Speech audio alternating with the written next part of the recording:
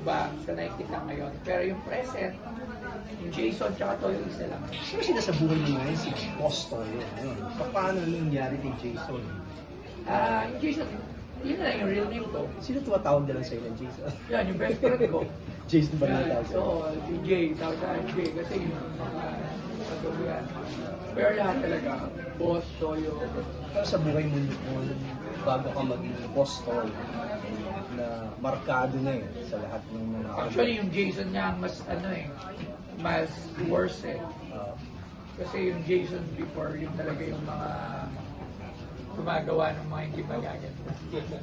So, yung Jason yung dati, yung addict before. Yung Jason yung walang direksyon yung buhay. So baliktad no? Oo nga no? So grateful ka that Big Boss Toyo na yung binigay sa'yo ngayon. Isinasabuhay mo na si Boss Toyo. Apart from sinasabi mo nga. Bakit nga? Siguro akala kasi pag Toyo lang medyo... Actually hindi naman... negative implication no? Nasa tanong sila, sino ba si Toyo? Bakit Toyo? Hindi kasi, hindi naman nila ako nakikita nila ako pag may Toyo, pag gumagawa ako ng mga ibang klaseng mga antics sa social media. Kasi dati, puro kulitan, kalokohan, sa vlogs ko. Kasi sabi, may Toyo talaga yan. So, yung mga decision sa buhay. So, kaya tinatawag nila akong Toyo. Kailan pa? Gano'ng katagal na? Tagal na. Mga 2010. Yun na talaga yung tawag. So, minsan Sapi, yan, Rani, ganun yung mga tawag. At namayagpag sa social media. Yes. Anong pagbabago sa buhay mo na hindi ka na ordinaryong tao? Tanggapin mo yan kasi totoo yan. Oo, totoo may pagbabago. Hindi naman natin yung naalisin talaga. Tanggalin mo, baka hindi kita titignan ng mata sa mata. So, kasi celebrity ka eh. Talagang maraming pagbabago. Like, syempre magmamall tayo.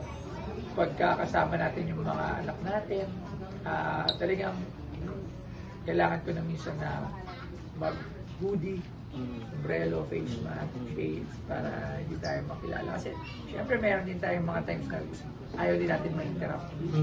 Quality time. Paano yung privacy? Paano yung quality? Birang-bira na rin ako lumabas. So, lalo na sa mga public place. So, syempre, bodyguard? Meron naman, yes. Pero usually, hindi. Lalakad ako mag-isa. Tinatakasan ko sila lagi. Kasi gusto ko pa rin mabuhay normal. Makulit ako, sobrang makulit ako. Sobrang makulit ko, iniiwan ko yung mga driver, iniiwan ko yung mga detail ko. Talagang tumatakas ako mag-isa. Ano laging ganito yung crowd pag dumarating ka? Paano yan? Wala. Hindi ka ba naiinis minsan na gusto mong mag-shopping, gusto mong mamasyal, pero may magpapapicture sa'yo? Hindi ako pwedeng mainis eh. Kasi ginusto ko yun eh. Plastic naman, sabi ko niyo ginusto. So ginusto ko talaga to at ngayon nandito na siya, niyayakap ko na lang siya. Pero nga, tao tayo, minsan sabi mo nga na minsan may mga pala na pagpagod. Yun. So, kunyari, wala talagang puyat ka talaga, minsan di mo mapagbigyan lahat. So sabi ko naman sana minsan maintindihan natin na tao din lang tayo. Siyempre, hindi laging okay. Hindi mo alam, minsan may pinagdadala tulad ng sa best.